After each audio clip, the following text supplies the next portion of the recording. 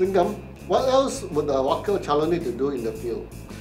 Actually, we have talked about what he does on nomination day and during the campaign, and then also we've touched a little bit about election day itself.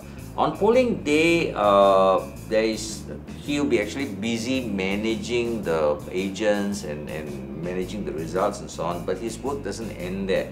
After polling, there's all those campaign materials that have been put out there that need to be removed, and these have to be removed within 14 days of polling day. Also on polling day, we make sure that there's no loudspeakers being used and using vehicles for political propaganda. We cannot set up any booths. Previously, they used to have this pondok panas, but this time around, their pondok panas is not allowed anymore, so they're not allowed to set up any booths. I'm hearing stories that it may be allowed this time around. Yes, it happened one year where it was told that it's not allowed, and then at the last minute, suddenly they allowed it, and many people were not prepared. Those who had previous information were prepared, and so the minute go ahead was given, they grabbed all the what do they call them? Canopies, they call them. Okay, they got all the canopies available and set up their pondok panas so that the other candidates could not do their pondok panas. This is what happens. How many persons can they appoint as booth observers? Actually, they can observe up to 4 persons as booth observers. And these booth observers was something that we considered very important because at the SPR booth is the only location where the observers can get to see both the identification document as well as the face of the voter.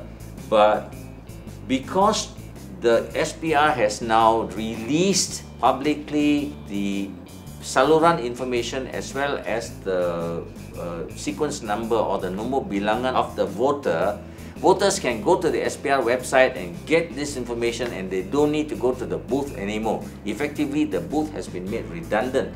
So even whether you have the booth agent or not is no longer going to matter, because only the honest voters are going to come to the booth. All the hantus and phantom voters are going to go directly to the polling station.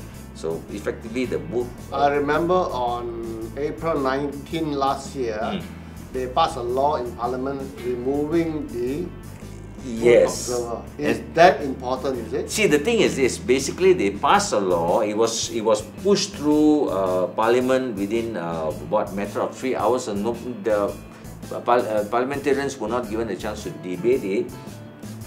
And then it was withdrawn because of WCV 3.0. There was such concern about the people rejecting it that it was withdrawn.